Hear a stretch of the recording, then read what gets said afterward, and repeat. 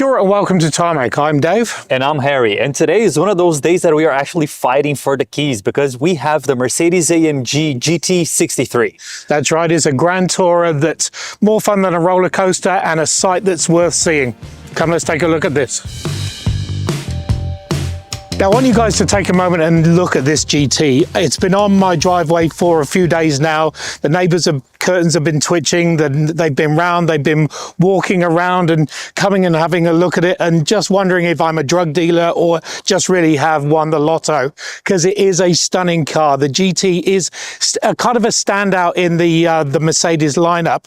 And now we usually get our press cars in a black or a dull grey or something like this, but this Hyper Magno blue is just, well, it just attracts the neighbours and also the sunlight. This is the latest version of it, and again they've upped their GT-ness and their stunningness to just the next level, actually to level 12. I would say it's that good. It's got a massive power bulge on the front here on the bonnet, and it just elevates this car to no end. And this high Panamericana grille down here is low, so it's got this big attractive guppy mouth that just wants to drag all the airflow into this engine. The headlights are obviously LEDs, and also they've got these three-pronged or three lights in their DRLs, and that means that you can tell that it's an AMG. But I just want to point out this front here, this lower scoop, and goes forwards and backwards at the push of a button, just to again bring down this nose when you are driving fast.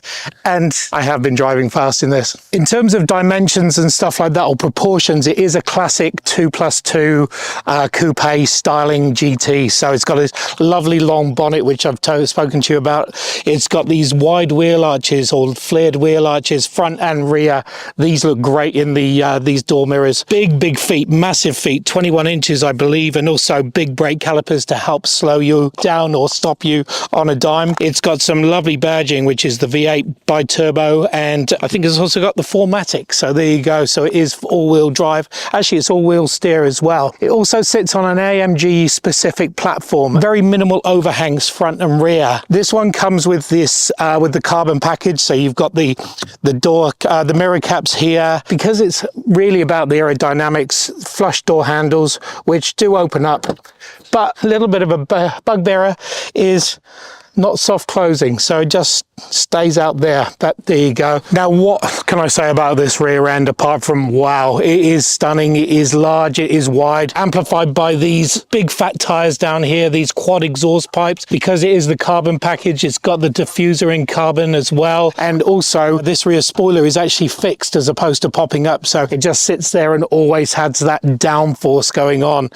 The tail lights come with the three points as well, so you can see them from the rear. And also when you open up this tailgate here, there's actually quite an expansive amount of room back here, enough for probably 1, 2, 3 bags. Perfect if you're taking your HR director for a concert. Okay, what we have here is a handcrafted, because it's that one engine, one man sort of thing goes on with AMG, 4-litre V8 bi-turbo. And look at these, the turbos are down here and they're hot, damn hot actually. All mated to a 9-speed speed shift AMG gearbox, which is just phenomenal.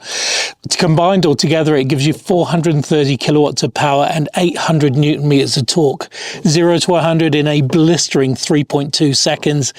Yes, it's got a rough fuel efficiency of around about 14 litres per 100 kilometers, and sure, the exhaust emits around about 373 grams, but none of that really matters because it is such a phenomenal machine. Anyway, the fun continues inside, so let's hand it over to Harry. So when the exterior looks that special, you absolutely wanted the interior to be the same. In the case of the GT63, Mercedes absolutely did deliver, and especially in this configuration here. For starters, let's just have a look at this dashboard. It is this mix of the two-tone leather that starts with the black leather with the white stitching up above, and then as you go down, you get this crystal white Napa leather that extends from the lower part part of the dashboard to the door cards and then into these lovely seats in here. They're very AMG inspired, they're very thin and bolster you while you are taking this car through the corners. In terms of the rest of the dashboard, you do get this screen here that is one of those that you've seen once, you've seen them many times.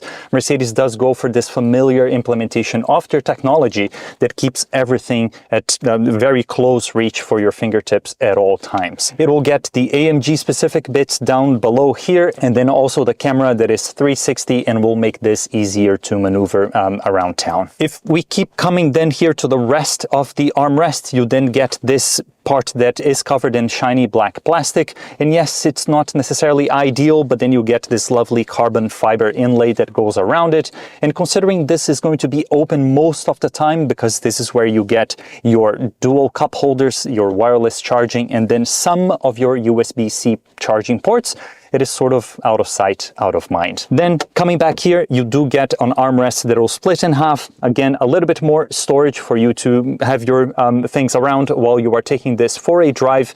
And then we have to talk about the actual cockpit. For starters, we get this steering wheel that is a familiar look, but it is elevated in the sense that it does have the parts where you are gripping on them in ultra suede or Alcantara, and then the parts up and down in actual carbon fiber really makes it feel special and feel more sporty. It then is always, as it is with Mercedes-Benz, you get these lovely rotary knobs here on the bottom part of the wheel that will allow you to change very quick settings about your driving modes and other things such as the exhaust that must of course be loud at all times. And we will prove that to you as we take this for a drive now.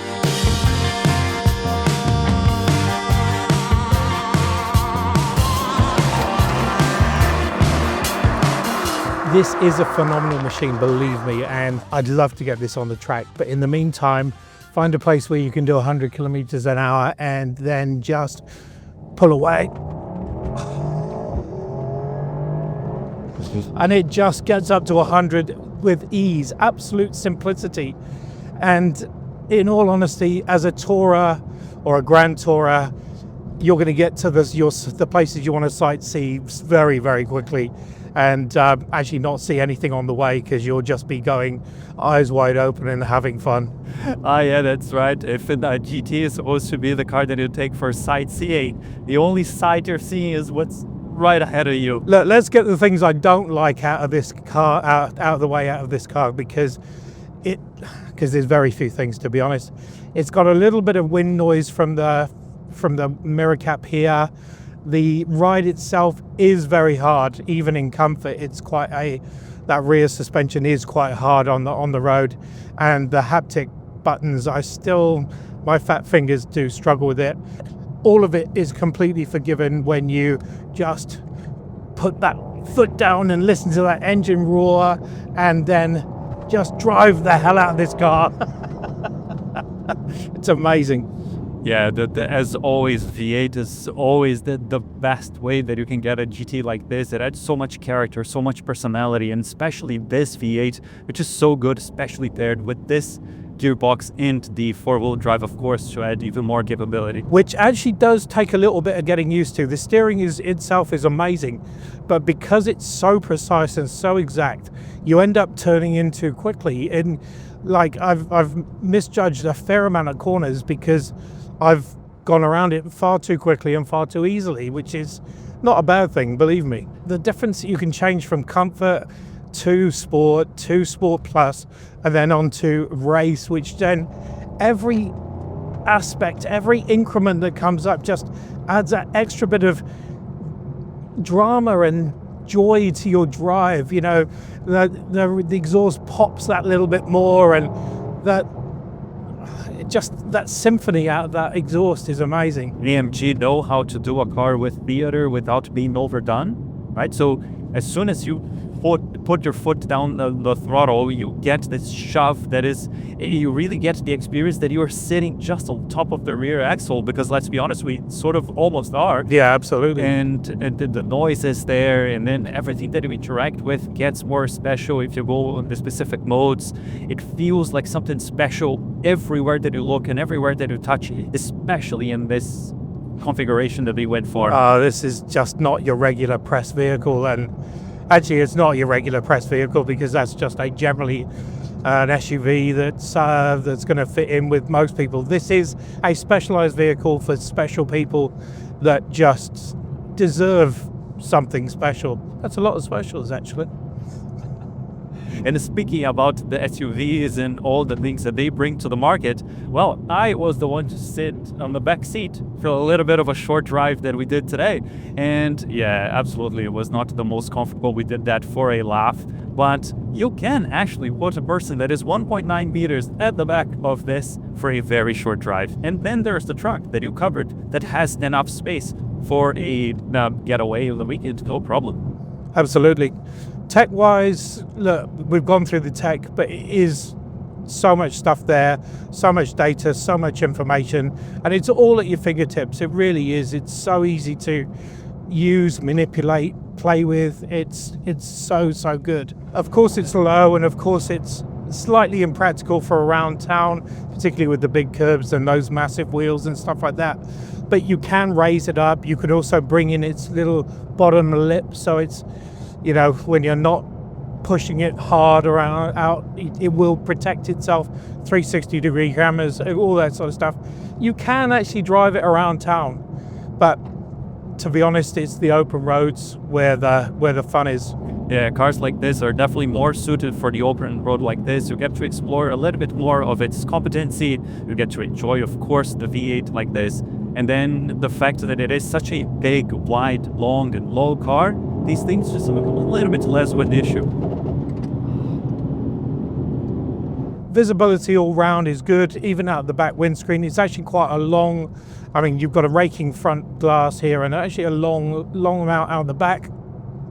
But then it's also trying to look and see where it fits in the market. And what do you think? Yeah, I think that it is a very niche kind of choice because it is different than what would usually be your go-to choice. And we all know that at this point you are basically talking about the 911. So it is bringing something that is a little bit different, of course, because it is a big V8 that is sitting in front of you rather than the back.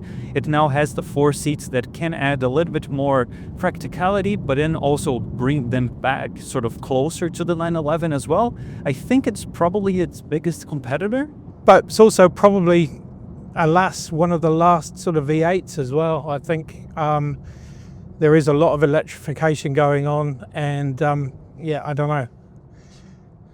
Probably worth grabbing, but it is pricey. It's a car that starts below 300s, right? But then, as there always is with a luxury car like this, you can customize it to your heart's content. But of course, the build comes with it. This car being the manufacturer edition, it gets access to the lovely paint job, but of course the white leather interior. But that's what brings the price tag to 386.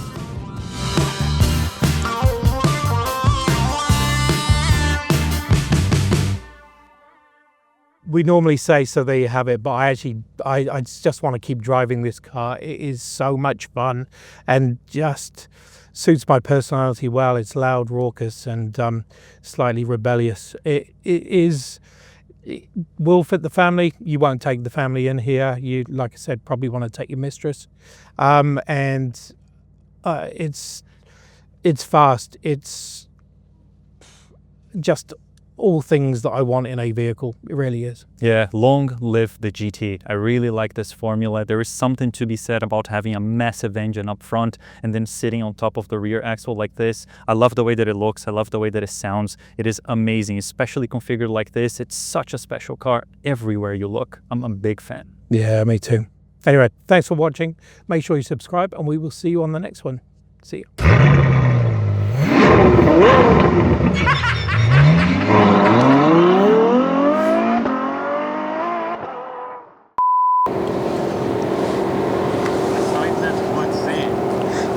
Touring, sightseeing, yeah. We have to explain everything. I know, it's because he's dull. All mated, Okay. because realistically it's been on my door. And when the interior... No? Ah, come on. I was just thinking we were going to say I was a phenomenal machine. No. No.